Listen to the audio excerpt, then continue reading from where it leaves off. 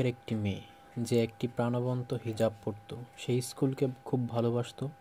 প্রতিদিন সকালে সে এক লাফে স্কুলের গেট পেরিয়ে যেত। হাতে থাকতো এক গাদা বই, আর তার হৃদয়ে থাকতো একটি উজ্জ্বল লক্ষ্য, ক্লাসে সেরা হওয়া। সে মন দিয়ে পড়াশোনা করত। তার নোটগুলো রঙিন হাইলাইট এবং যত্ন সহকারে আঁকা চিত্র দিয়ে ভরা থাকত। যখন প্রথম রিপোর্ট কার্ড বের হলো, বিজ্ঞানে আয়েশার নাম তালিকায় শীর্ষে ছিল।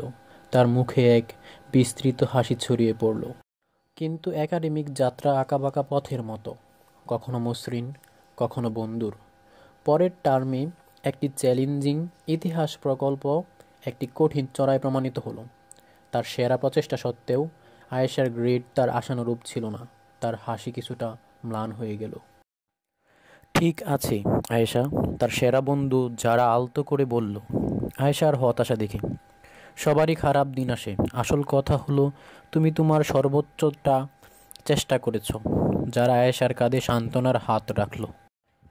আয়েশা সিদ্ধান্ত নিল যারা ঠিকই বলেছে, সে হাল ছাড়বে না। পরের দিন সে ক্লাস শেষ করে তার ইতিহাস শিক্ষিকার কাছে গেল এবং মিসেস খানের কাছে গিয়ে সে বলল, আমি জানতে চাই আমি কোথায় ভুল করেছি। আপনি কি আমাকে সাহায্য করতে পারবেন? মিসেস খান একজন দয়ালু এবং জ্ঞানী শিক্ষিকা। মাথা নাড়ালেন। অবশ্যই আয়েশা, চলো আমরা তোমার প্রকল্পটি একসাথে দেখি। তারা গবেষণা পদ্ধতি এবং কীভাবে যুক্তিগুলোকে আরও স্পষ্টভাবে গঠন করতে হয় তা নিয়ে অতিরিক্ত সময় আলোচনা করলেন। আয়েশা মন দিয়ে নোট নিল। আয়েশা নতুন অধ্যয়ন কৌশল চেষ্টা করতে শুরু করলো। সে যারার সাথে একটি স্টাডি গ্রুপে যোগ দিল, যেখানে তারা একে অপরের সাথে কুইজ খেলত এবং ধারণা বিনিময় করত। সে ঐতিহাসিক ঘটনাগুলি আরও ভালোভাবে মনে রাখার জন্য টাইমলাইন আঁকাও শুরু করলো। ধীরে ধীরে কিন্তু নিশ্চিতভাবে আয়েশা তার উপলব্ধি বাড়তে দেখল। চ্যালেঞ্জিং ইতিহাসে ধারণাগুলি ঠিকঠাকভাবে বুঝতে শুরু করলো। সে কেবল মুখস্থ করছিল না, সে সত্যিই শিখছিল। চূড়ান্ত ইতিহাস পরীক্ষার দিন এলো। আয়েশা কিছুটা নার্ভাস অনুভব করলো, তবে একটি শান্ত অনুভূতিও ছিল।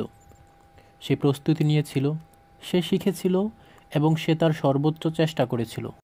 যখন ফলাফল এলো, আয়েশা ইতিহাসে প্রথম হয়নি, কিন্তু সে অসাধারণ উন্নতি করেছিল। তার ব্যক্তিগত সেরা অর্জন করেছিল। আরও গুরুত্বপূর্ণ, সে বুঝতে পারল যে সত্যিকারের সাফল্য কেবল একটি র্যাঙ্ক সম্পর্কে নয়, বরং শেখার এবং বৃদ্ধির যাত্রা সম্পর্কে।